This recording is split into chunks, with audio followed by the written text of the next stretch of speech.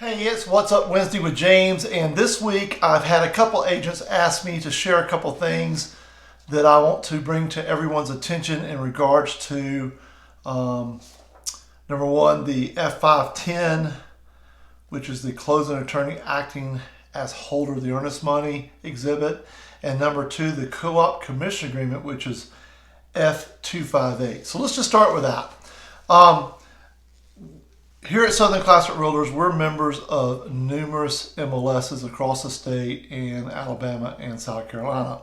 So what happens if we have an agent in my company who happens to do a transaction, for example, in Savannah, which is a totally different MLS altogether, and we're not members of that MLS.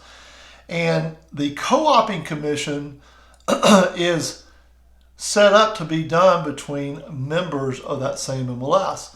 And so, for example, in Georgia MLS, which covers the majority of the Atlanta market, any agent that does a deal with another agent inside of that is protected because the brokers are members of those MLSs, and therefore the agents are protected with their commissions.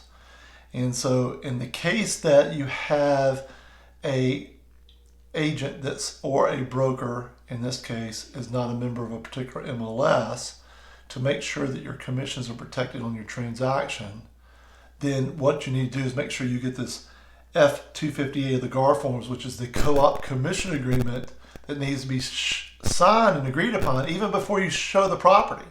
So make sure you're doing that, and make sure you have that agreement in place between that broker and my firm, so that we're always protected, because obviously we're here to help buyers and sellers buy and sell, but at the same time, by helping them, we are here to do this to make a living and take care of our families as well. So the co-op commission agreement is definitely something that we need to keep in mind. That is really, one of the questions is with James and Southern Classic Realtors being a member of Valdosta, that protects all of my agents because the company is a member of the South Georgia MLS. In the state of Georgia, there's actually 23 MLSs. And while we're not members of all of those MLSs, we are members of quite a few. So just make sure that if you're in the process of doing a transaction and your brokerage firm is not a member of that particular MLS, that you protect yourself by getting this form taken care of. Excuse me.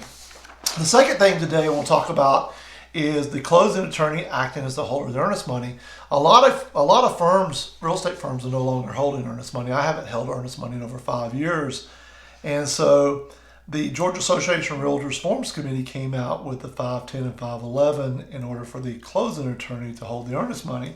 And, you know, when an attorney agrees, and my first thought is make sure, agents, that if you're going to do business with XYZ closing law firm, that you want to make sure that they hold earnest money and they're going to agree to hold earnest money. And if they're not, then I would recommend using another firm. But there's a time frame in the F510 that allows that attorney to agree or not to agree to hold it. And if for some reason a closing attorney ever rejects being the holder of their earnest money, or they fail to sign off on the F511 within a timely frame, then you've got to revert back to the alternate holder, which is number 7. And just to make sure, this is very important. A lot of people try to leave this blank or put NA, and that is absolutely not what you should do. And my recommendation is if ABC closing firm is going to hold their earnest money, great. But if you want to put another law firm there, for example, Wiseman or Ludo Larkin Hunter or O'Kelly and Sorhan or McMichael and Gray, put somebody there that if the original closing attorney elects not to hold the earnest money or doesn't get F511 signed in a proper time, that you can at least divert that into another law firm closing that property and holding that earnest money. So make sure you do that. I hope this is beneficial. I highly recommend every one of my agents to read 510 because there is a lot of information in there where the attorneys are agreeing to become the holder within 3 business days of receiving the entire contract.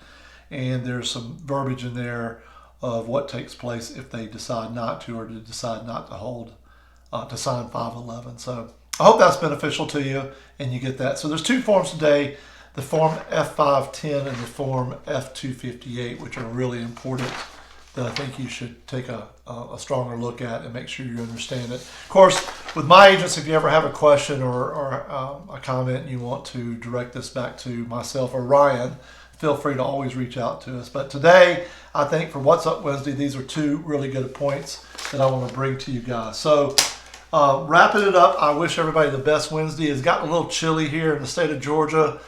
Fall is definitely here, and it looks like we have too many colder days, that winter may be right around the corner too. So that's awesome. So have a great week, and until next Wednesday when we have another episode of What's Up Wednesday, I wish you the very best, and we will look to talk to you soon. Hey, have a great one, and I'll talk to you later. Thanks so much. See ya. Bye-bye.